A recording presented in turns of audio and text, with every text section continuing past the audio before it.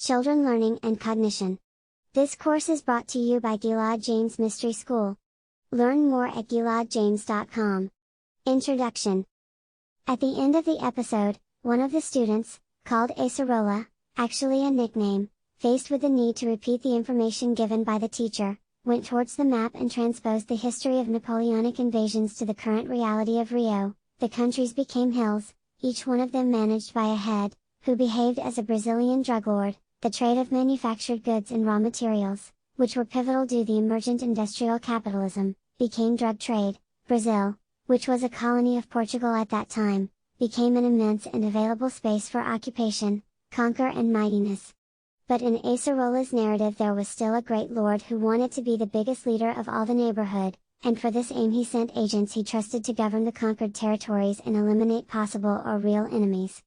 Acerola's explanation reveals that he has clear in his mind that the Portuguese royal family had to escape to Brazil because of territorial dispute and power interests in 19th century, but we cannot ensure if he knows that. As he repeats the teacher's story, he talks about Napoleon, and not about some druglord, and about Europe, not Rio de Janeiro.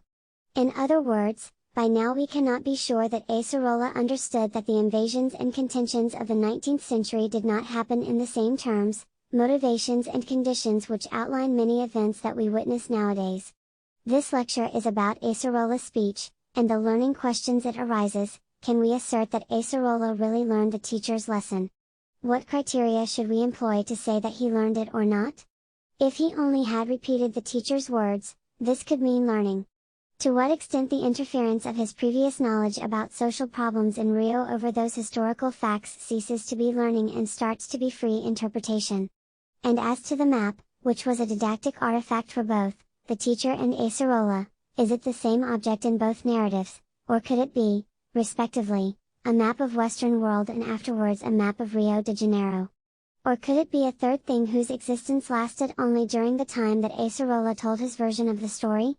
Whatever the answers we offer to these questions, they do not belie the fact that Acerola actively interacted not only with the contents expressed by the teacher in such a way to deeply alter them, but he also changed the object around which the lesson was taught, the map.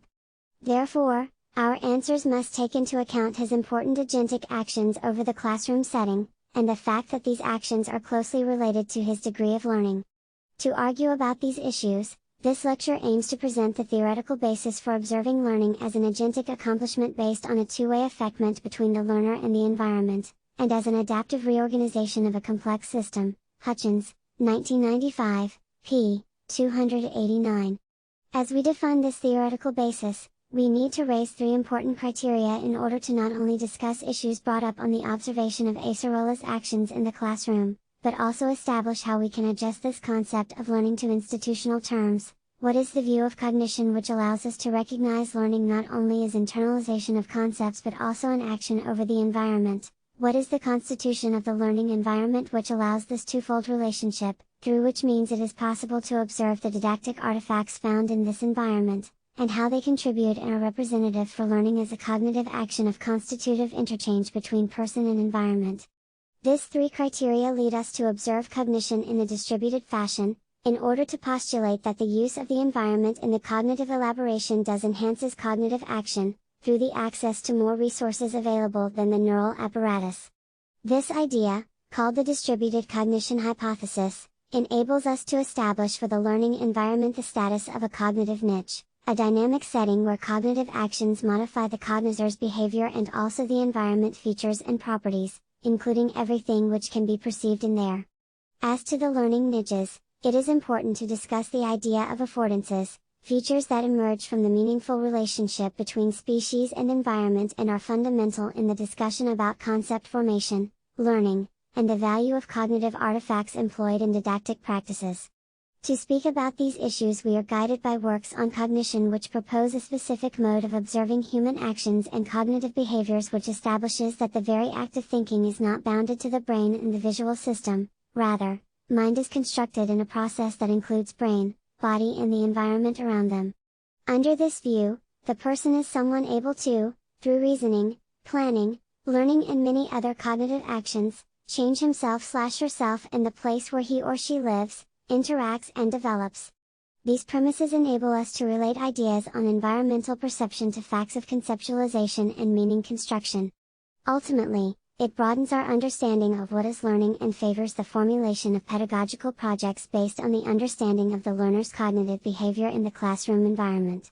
In this sense, pedagogical projects which observe the artifacts of the environment as learning resources can accomplish a more productive and authentic relationship among the learner, the contents to be learned and the forms of learning. The next sections briefly discuss the distributed cognition hypothesis, which is the context of the studies on cognition which emerge from the possibility of observing the ecological dimension of the aspects related to cognitive actions, their motivations and effects. This perspective leads us to recognize the cognitive niches as a level of analysis for studies of learning within the school institution. Subsumed to the idea of cognitive niche, we stress the notion of affordance as a central component of the niche, and the forms of thinking about learning in cognitive niches through the perspective of the detection of affordances. We will focus specifically on didactic actions which can conduct to good or bad results in classroom activities. The distributed cognition hypothesis. The distributed cognition hypothesis, Clark and Chalmers, 1998, Hutchins, 1995, 2000, Sina, 2005, 2010, Bardun, 2011, among others, brings the idea that the continuity among brain, body and the environment structures cognition. Following this premise, studies on distributed cognition are concerned about identifying and describing cognitive processes in terms of the relationship between person and environment. The works affiliated to this hypothesis propose the rupture of the boundaries between internal and external representations and domains of experience, and generate new prospects for the view of what cognition is, no longer biased to the internal or the external factors which compose it, but requiring mutual and constitutive relationships between these domains. Zhang and Patel, 2006, Franks, 2011, which are events through cognitive processes. The structural connections between species and environment are basically justified by the need to access extra material and symbolic resources that cannot be found in the brain, in order to accomplish the cognitive task posited to the person. The possibility of implementing these connections is recognized as an evolutionary feat of the Homo sapiens and some other species, and it exists for the fact that the complexity of our neural system sanctions the activity of incorporating features not foreseen by the genetics. This property demands the search for environmental artifacts in order to create, acquire, manipulate, and storage information and knowledge, to fulfill specific purposes of cognitive action and make correct and suitable decisions. The ideas about the nature of cognition in an extended and distributed perspective bring, as a real challenge, the need to investigate the boundaries of the units of analysis in studies of cognition, and the set of mechanisms involved in cognitive processes. Hutchins, 2000. These two axes of investigation on cognition must take into account all domains of human existence, which are now seen not in an atomistic fashion, but as an integrated universe. They are respectively related to the concepts of cognitive niches and affordances, hence the importance to take into consideration these two constructs in the study of cognition in settings where cognitive processes and actions are at stake. In order to do this, we assume the non-previous ontological existence of information and features in the environment, because they cannot be found outside the cognizing field. Rather, the emergence of these features is associated to our comprehension that the identification of a given property of an object, which can be found in several other objects, is related to a particular use that we make of it. Bardun, 2011. According to this, it is possible to assert that the very perceptual detection of an object and its properties is constituted by the goals of physical and cognitive actions which justify its presence in that environment. In other words, we will not see anything in an object if it is not included in the universe of action possibilities in a given domain. We will not even see, in a perceptual sense, this object. The constituents of the external domains can assume several and different tasks in cognitive construction. They were summarized in Zhang and Patel, 2006, p. 335, and are transcribed below. Provide short-term or long-term memory aids so that memory load can be reduced. Provide information that can be directly perceived and used such that little effortful processing is needed to interpret and formulate the information explicitly. Provide knowledge and skills that are unavailable from internal representations. Support perceptual operators that can recognize features easily and make inferences directly. Change the nature of a task by generating more efficient action sequences. Stop time and support perceptual rehearsal to make invisible and transient information visible and sustainable. Aid processability by limiting abstraction. Anchor and structure cognitive behavior without conscious awareness. Determine decision-making strategies through accuracy maximization and effort minimization. All the tasks stressed above are useful for studies on education and learning. For example, the first one seems to be the main purpose of writing in a broad sense. They are collective memory banks, Donald, 1991, p. 311, which help us deal with the need for quick calculi, and retain and transmit information and knowledge.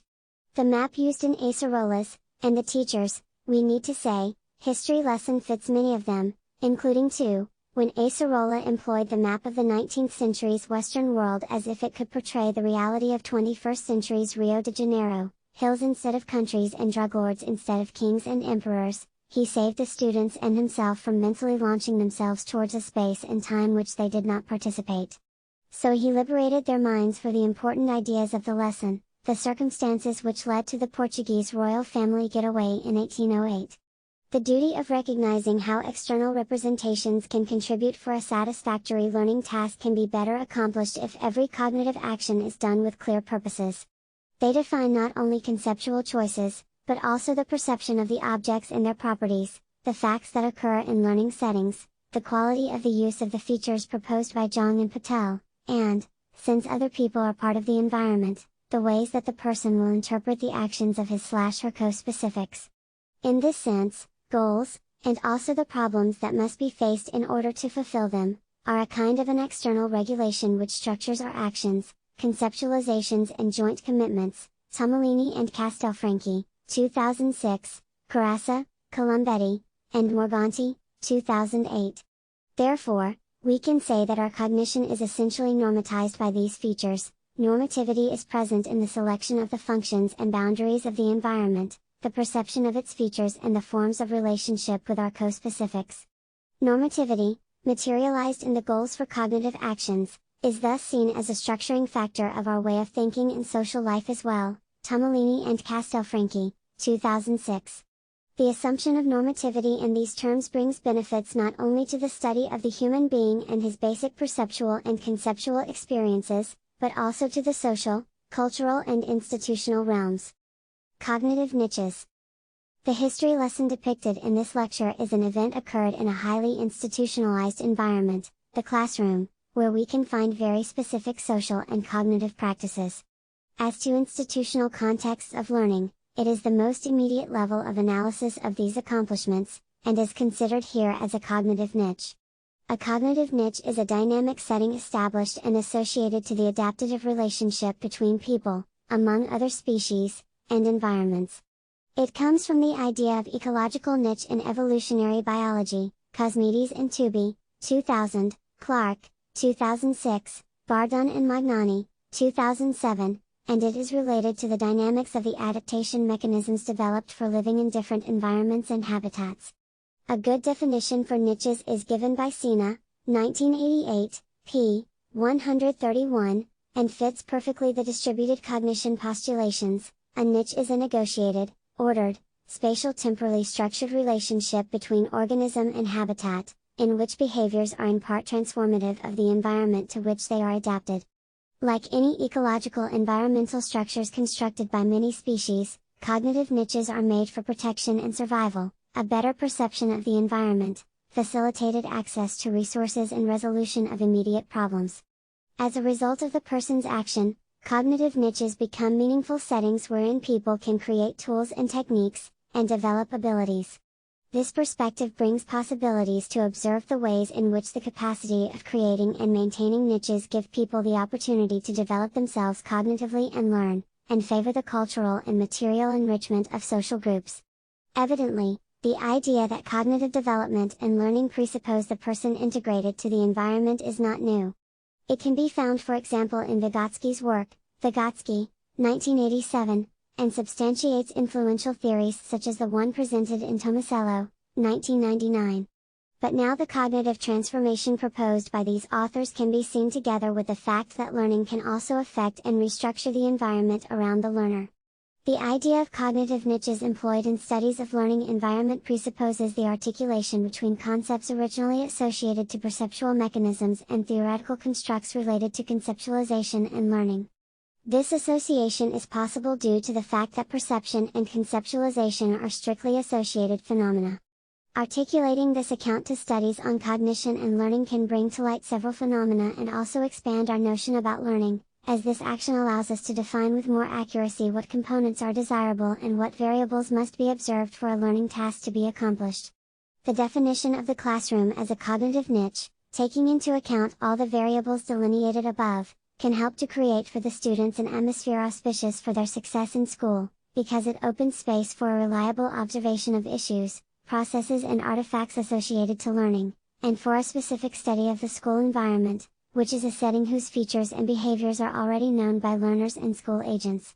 These actions take, as a core point, the student's cognition and knowledge as constitutive features of every learning accomplishment.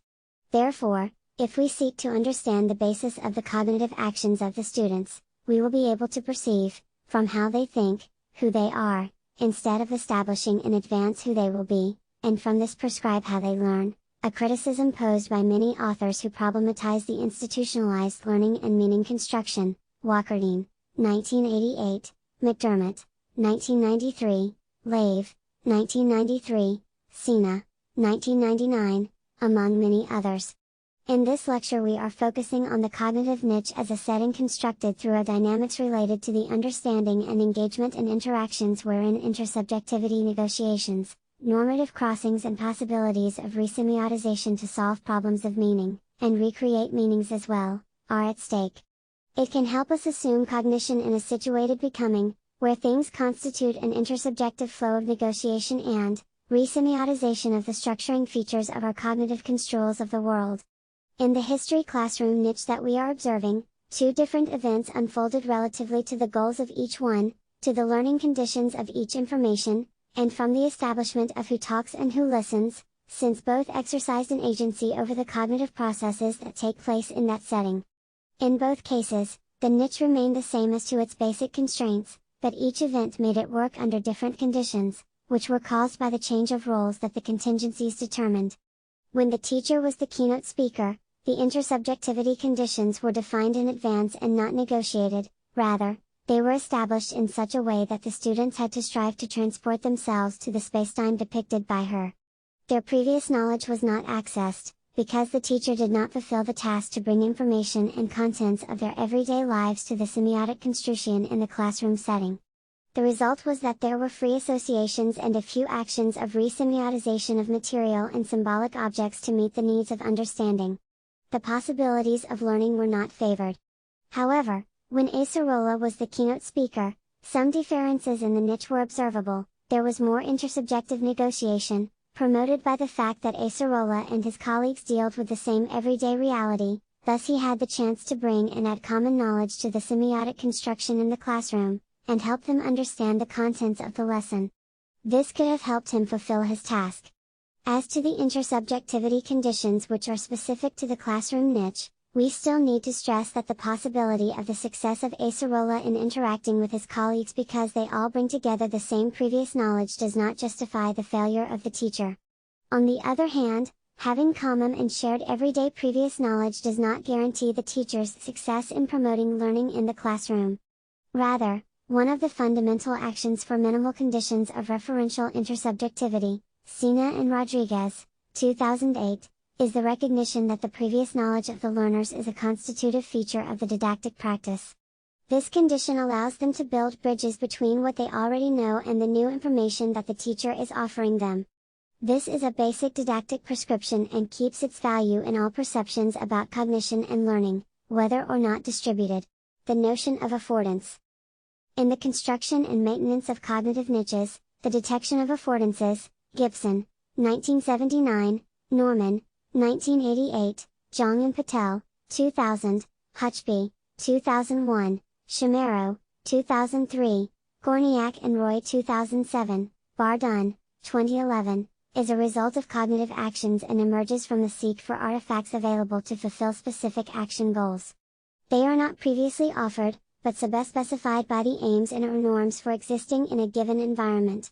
Apart from the discussion about the source of affordances, whether they are detected via direct perception of objects, taking the line of study of Gibson, 1979, or whether they encompass cognitive processing and previous knowledge, according to the alternative proposal of Norman, 1988, if we observe them against the premise of the constitutive relationship between person and environment, we can establish that they are not in things, nor in us.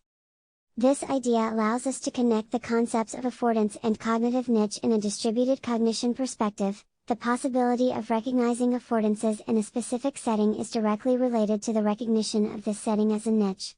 The opposite can also be said, if the person is placed in a given environment and is not willing to recognize affordances, or something else, in that environment because he or she does not have any purposes to be there, it is quite possible that he or she does not recognize that setting as a real cognitive niche. This fact reveals the extent to which what we see is tied by our goals of being there. It is in this sense that we construct cognitively the possibilities of affecting environment and being affected by it. In this perspective, the detection of affordances is an activity that, besides requiring and revealing intelligence, improves procedurally the intelligence of those who detect it. Dennett, 2000, Franks, 2011, because it is a procedure closely connected to the semiotization and resemiotization of things, and is also an action that brings new things into existence. If we take into account that affordances are built under the functionalities and contingencies of cognitive actions in a given niche, we can assert that material artifacts in the classroom can be affordances, to the extent that they are seen as something functionally useful in specific moments. In this sense, their functions can be recreated as this action becomes necessary to solve new problems. So as the map used by the teacher and Acerola. The teacher has used the map in its prototypical function, but Acerola, as he delivered his lesson, he brought into existence a new kind of map, which came from the blending of conflicting dimensions, the Western world of the past, and the Rio de Janeiro of the present. It is not possible not necessary to design and manufacture a specific map which can bring these specific information. But it is possible to conceptually build it through the interaction of the determinant features of Acerola's and the teacher's speeches. He did that this way because the teacher's map did not fit his need to adapt the previous knowledge of the students to the information of the lesson. Affordances and conceptual integration. The cognitive operation which describes the relationship between internal and external domains is called conceptual integration. Fauconnier and Turner, 2002, Sina, 2005, Jong and Patel, 2006, a general process which accounts for phenomena in low and high level cognition, as well as perceptual phenomena. Also known as blending, conceptual integration is the term which gives name to a net of sophisticated processes which subsumes relationships among domains of every kind and the creation of novel artifacts, ideas, techniques, etc. Conceptual integration is also used to describe online construction of meaning in every domain of experience. In the blend, features of these domains are coupled according to the aspects they bring which are relevant for the specific aim of the cognitive processing. There are no constraints for associating these domains and features, but these aspects are detected from the emergence of a generic space which opens the possibility that these features and domains be blended. The effect of the blend, located in the blend space, is the new thing, meaning, representation, concept, affordance and many other accomplishments, which carries features of the inputs but brings traces of its own. Fauconnier and Turner, 2002. The detection of affordances is also in charge of conceptual integration. As elements found in the blend space, affordances can bring features which are unique entities in a unique event of mutual and transforming situated interchange between person and environment. This premise is important for us to detect the sources for the meanings and affordances produced in the niches, and what constitutes them. The basic structural model for conceptual integration is summarized by Fauconnier and Turner, 2002, p. 46, and adapted to the perspective proposed in this lecture. Structural schema of conceptual integration, detection of affordances. The conceptual integration model, blending, associated to affordances is of the double scope kind. Turner, 2008. It occurs when the inputs are formed by different domains. Turner employs the term frames, which do not share the same organizing structure, in the case of affordances, differently structured external and internal domains. The input spaces are filled by, on one side, the internal representations of the person, and, on the other side, the environmental representations. In this operation, the normative component includes the goals of cognitive activity. It embraces the generic space which allows the possibility of articulation between the inputs, and defines some terms and directions of the blending operation. The blending scheme predicts that, although the input spaces can be filled by distinct domains, they can present matched counterparts, indicated by the full line. It also presumes that the formation of new concepts assumes an autonomous nature in relation to the inputs, signaled by the white circles, and admits that the effect of the process can function as input for other blending actuations. These properties turn the blending process into a cognitive processing model which can describe the detection of affordances not as the product of the construction and maintenance of niches, but as a part of the cognitive continuous flow from the bases recognized in this lecture. In sociogenetic terms, they are also a niche structuring component, providing the ratchet effect, which is the improvement of human inventions from generation to generation. Tomasello, 1999. The possibility of describing the emergence of affordances as a blending process brings some advantages which motivate their use as a structural description for many cognitive phenomena, among them the creation of affordances in specific niches. It is a description which explains the relationship person-environment as a genuine cognitive process, since, among other reasons, it can be subsumed under some basic principles of non-autonomous and non-computational cognitive sciences, such as interdominial mapping, Fauconnier, 1997, and online and real-time nature of meaning construction, Coulson, 2001, both of them clearly compatible with the distributed cognition hypothesis. In this sense, it is associated to the cognitive psychology tradition, endorsing and refining classic studies about interactive information processing, McClelland and Rumelhart, 1981. It is a concept identified not only in the flow of the relationship person-environment, but also in the evolution and creation of artifacts, technologies, etc. Fauconnier and Turner, 2002, Sina, 2005. For this reason, it is object of interest in studies in evolutionary anthropology, Mithin, 1999, and developmental psychology, Karmeloff-Smith, 1992, Tomasello, 1999. It is used to explain and describe, in the phylogenesis, the evolutionary gains of Homo sapiens and his/her relationship with the environment, in the ontogenesis, the development of the person, and, in the sociogenesis, learning, in these contexts always keeping the idea that cognition can transform and recreate environments. Last, but not least, it is a model which allows precise identification of the elements directly at issue in the detection of a specific affordance, without losing sight of the other features involved in the process. For this reason, it allows the managing of the context, favoring the work of those who need detailed descriptions of affordances to succeed in their cognitive actions. Mostly, the option for recognizing affordances through describing them via conceptual integration comes from the last item above, because it satisfies the need to systematize the cognitive behaviors which, allied to the socio-cultural experiences proper to the classroom, offer a scenario of the specific conditions of learning settings. Indeed, when we describe the conceptual construction of the map used by Acerola as an affordance to help the students understand events of the past in a context of articulation with their previous knowledge, we can see clearly which features in this formulation were at stake.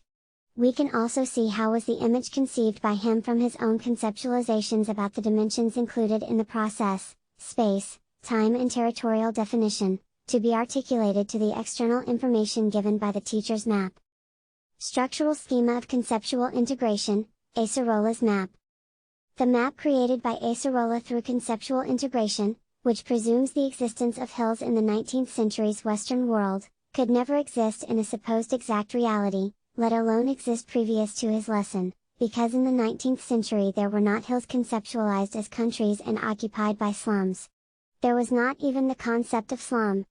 As a matter of fact, the map cannot exist outside the events occurred in that niche, and outside the relationships, goals and norms that were regulating the meanings and affordances produced there.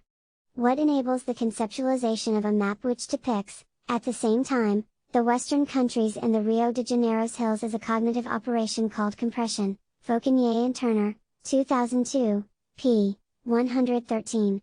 It is related to conceptual integration and refers to information, concepts and dimensions which are selected and adapted to create novel knowledge structures.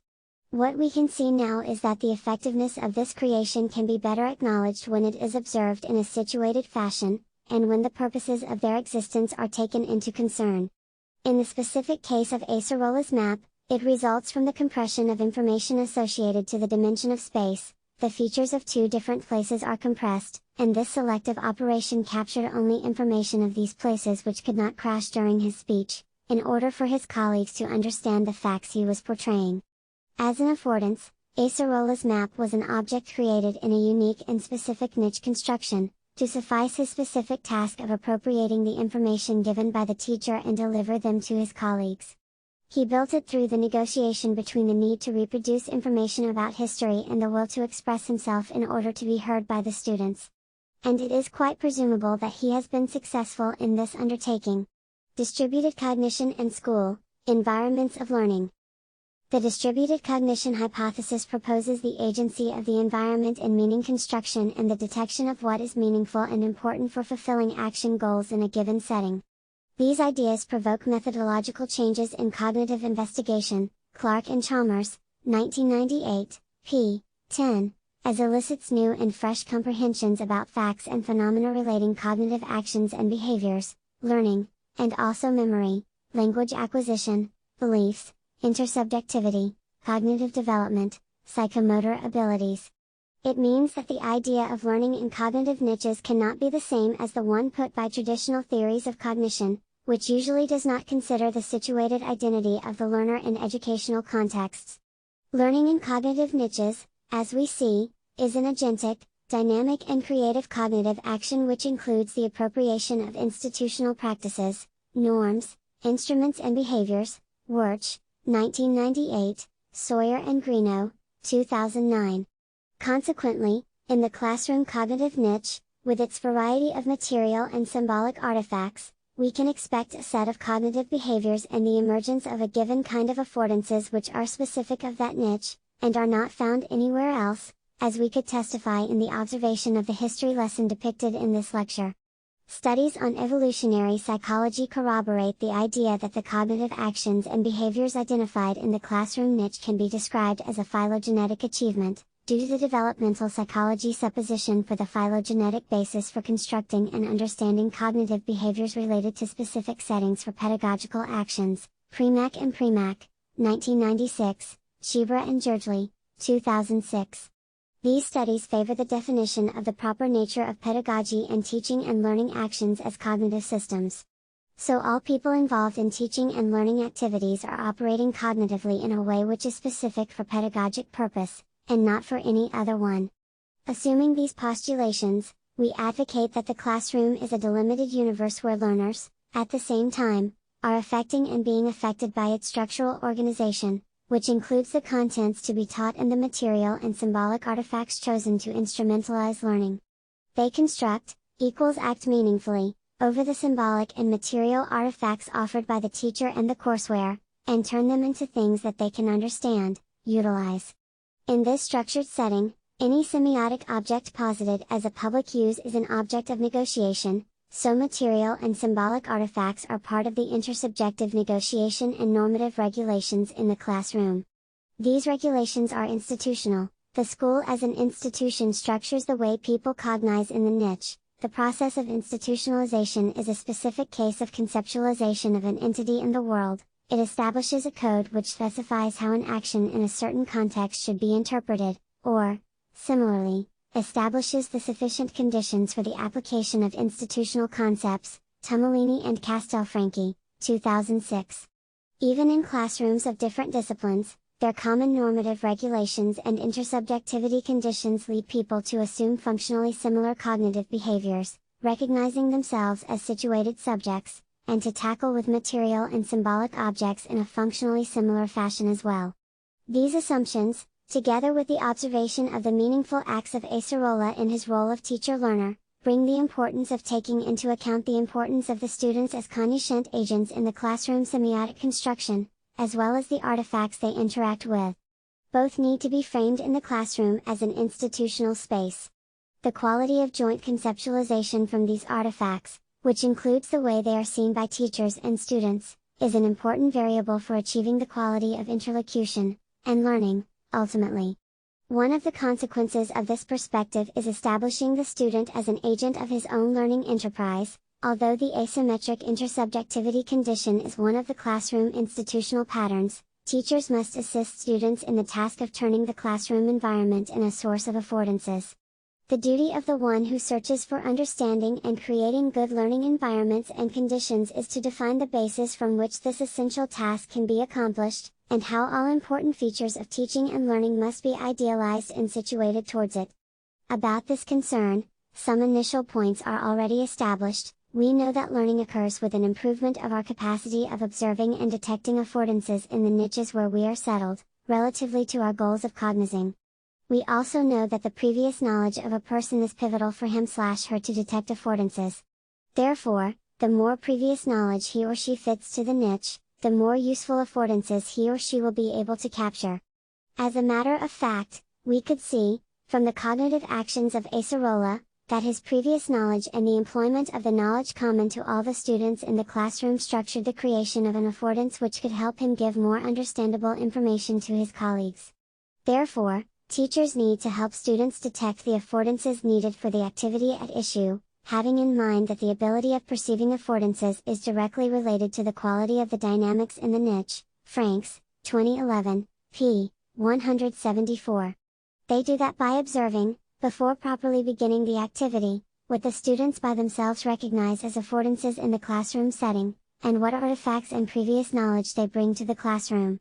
In doing so, teachers will be identifying and eliciting the internal domains of the students which might be blended to the external ones in order for the students to detect all suitable affordances which will help them learning contents in a particular activity. Tomasello, 1999. But teachers can only do this after having established to themselves and to the students the learning goals intended through that activity, and must be sensible to detect whether the students are keeping or not these goals in mind. This is necessary because the learners will only perceive what is important and useful for them to perform a specific activity in a given context if they know what they are performing that activity for. These actions can provide the students with more possibilities to act semiotically over the artifacts, and these behaviors are linked to their stronger singularization in the classroom, and to more possibilities of effective learning. During the years, the recurrence of this kind of action can help learners develop metacognitively. Perfect and Schwartz, 2002, Israel et al., 2005, Waters and Schneider, 2010, or, in other words, to construct their autonomy as learners, from the establishment of their own goals to accomplish a specific activity, and from the conscious employment of the resources for the established aims. But obviously several factors can jeopardize the success in these actions, and they can be related to problems in the detection of affordances in a given environment. Bardun, 2011, presents some of them, showing that these problems can be either in the person, or in the environment. Difficulties in the detection of affordances due to problems of the person are called hidden affordances. They occur, according to Bardun, when the person cannot make use of the signals because either he or she is not enabled to detect affordances, or he or she does not see the clues for recognizing them. Difficulties in the detection of affordances for environmental problems are called failed affordances, and occur when the affordances are badly offered or elaborated, and this impedes their identification. Hidden and failed affordances can occur, at the same time, in some occasions, when the student does not bring to the classroom the previous knowledge enough to be articulated to the goals of action and cognitive behavior specific of the learning task. They also occur when there is ambiguity in the configuration of the available signs, and this problem is not solved by the teacher. It also occurs when there is no clear definition of the goals to undertake a specific task in the classroom, or these goals are not offered as they should be. Moreover, taken the asymmetrical nature of the relationship between students and teacher, the problems in the detection of affordances emerge when the teacher does not establishes himself/herself as the triggerer of the student's learning process, does not elicit the student's previous knowledge, and does not act upon the tasks in the classroom in order to adapt their structure to help the students detect by themselves the affordances as situated guides for learning. That's what happened to Acerola's teacher. She was not sensitive to perceive that her students were not aware of the time and space of the events that she was describing. That's why she heard questions about ancient Romans and modern weapons, but didn't bother of them. The result was that the map that she was using as a possible affordance has failed in its aim to help students construct a conceptual view of past and elsewhere events. Final remarks. At the end of this text it is time to answer the questions we put to ourselves at its beginning. We do assert that Acerola really learned the teacher's lesson, since we established that learning and creating concepts are cognitive operations that blend the material and symbolic objects presented in the environment to the previous knowledge of the learner, and this operation brings new, unique and singular concepts. Notice that Acerola's learning can be attested because his speech selected information with great property. He omitted secondary data about countries and names, but kept the main ideas about the historical moment and motivations for the royal family's journey to Brazil. From what is said above we can say that if he had only repeated the teacher's words, this could not mean learning, because in this situation he would not show precisely the conceptual integration which is the cognitive learning operation par excellence. But we have to stress that the interference of his previous knowledge about social problems in Rio over those historical facts ceases to be part of a learning process and starts to be free interpretation when we cannot identify in his speech the data which came from the objects and ideas found in the environment available as resources for creating new concepts. The map was a didactic artifact for both the teacher and Acerola, but obviously the latter knew how to use it as a real affordance, because he showed that he could clearly understand the task to transport the students to another place in time, and saw the map as a way to go in this journey. This turned the map into something different from a map of Western world and a map of Rio de Janeiro, a map which cannot be taken as real, but it was completely meaningful and did pertain to that special moment they constructed in the classroom. In this lecture we intended to deliver some ideas about learning in institutional environments, from the perspective that human cognition operates and develops itself in a distributed fashion, and within the scope of cognitive niches.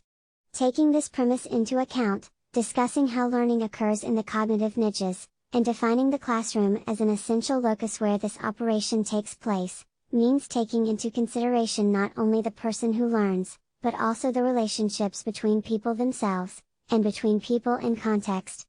The best advantage that this perspective can bring lies in the epigraph of this text: the more we search to understand what cognition is, in real context of cognitive action, and the more we incorporate to cognitive science the evidence that our relationship with the world is interchanged with our ways of thinking, the closer we find ourselves to understand who we are, ultimately. And, doing so, we will be able to effectively help the students who present learning problems, which in the past were considered as their problems, but now are seen as an outcome of how the school is being constituted as a niche and as an institution, relatively to the aims it is created for. These possibilities bring the task to improve didactic practices and pedagogic projects not only from a better understanding about learning as a cognitive accomplishment, but also from comprehending how it is possible to construct a better institutional structure for this aim. To face this challenge, the body of research in cognitive science, especially in distributed cognition, can bring resources for a wide and necessary institutional discussion about learning processes. And the assumption of the classroom as a cognitive niche can materialize the necessary interchange between cognitive and social sciences, because its complete comprehension demands the articulation of cognitive and cultural systems. However, we must say that the non-autonomist and non-essentialist perspective of cognition, in which we are inscribed, is not turned to define a priori how people cognize in a given context. But the fact that the classroom is a normatized space, i.e., a space regulated by social and cultural constraints, elicits an attempt to establish some parameters of the way the students deal with symbolic and material artifacts, and deliver possible understandings about the intersubjective structures that can be found in the classroom. Keeping these purposes in mind, the studies on distributed cognition can ally to other achievements which have pointed to the need to problematize school as an institution, its alleged aims and the historical and ideological basis upon which it is funded, in order to provide the students with a better quality of work and learning, during the time that they are there. Introduction. Understanding refers to the ability to understand, which means to comprehend, to apprehend the meaning or import of, or to grasp the idea of. Oxford English Dictionary, 1989. Understanding is a key concept within all fields of study concerning learning and development, such as cognitive psychology, pedagogy, educational sciences, and developmental psychology. Within these fields of study, understanding has been studied for different domains, such as scientific reasoning, for example, Grotzer, 2004, In Helder and Piaget, 1958-2001, Rapalt-Schlickman, Tenenbaum, Koki, and Fisher, 2007, Social Development, for example, Blige Haguis, 2008, Mathematics, for example, Dane, 1997, Gilmore and Bryant, 2008, and many more. In the field of education, children's understanding is especially important, as understanding involves deep knowledge of concepts, and the active manipulation of this knowledge in the form of explaining, predicting, applying, and generalizing. Perkins and Blythe, 1994. A model of understanding can give guidance to both researchers and educators dealing with children's understanding and the development of their understanding. In this lecture, we will present such a model, based on dynamic systems and skill theory principles. The model is illustrated throughout this lecture with examples of children's understanding of scientific concepts, or more specifically, children's understanding of airflow and air pressure during a syringe task, which is described below. The syringe's task is designed to let children explore how air flows through a system, and to introduce them to the relationship between pressure and volume, as well as the way in which pressure can exert forces on objects. See also de Berg, 1995. Although there are some basic questions the researcher asks every child during the administration of the task, most of the interaction between the boy and the researcher emerges in real time, i.e. during the task itself. Between 3 and 7 years of age, important changes in children's conceptual understanding of scientific concepts take place. Van Hert and Steenbeek, 2008, in addition to changes in curiosity and exploration tendencies. Simonton, 1999, which are probably related to important changes in children's lives. That is, they go through a major transition when they enter first grade, and start learning to read, write, and to do arithmetic. Carrière, 2009.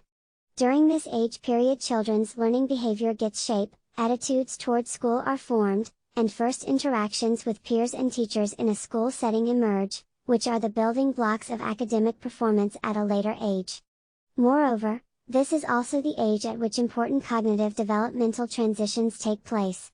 From the work of Piaget, 1947-2001, we know that children between 3 and 7 years old are in the pre-operational stage of development, which is characterized by the forming of concepts, and the use of symbols to think about the world, but also by centrism, i.e., focusing on a single aspect instead of more aspects while children reason or solve problems.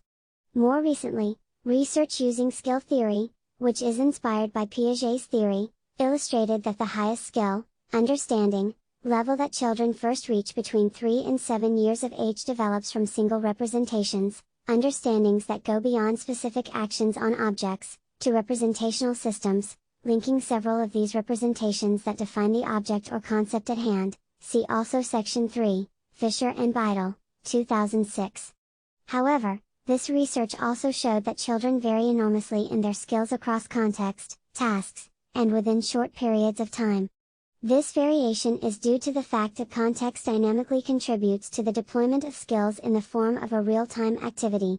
That is, thinking or understanding takes place in the form of action.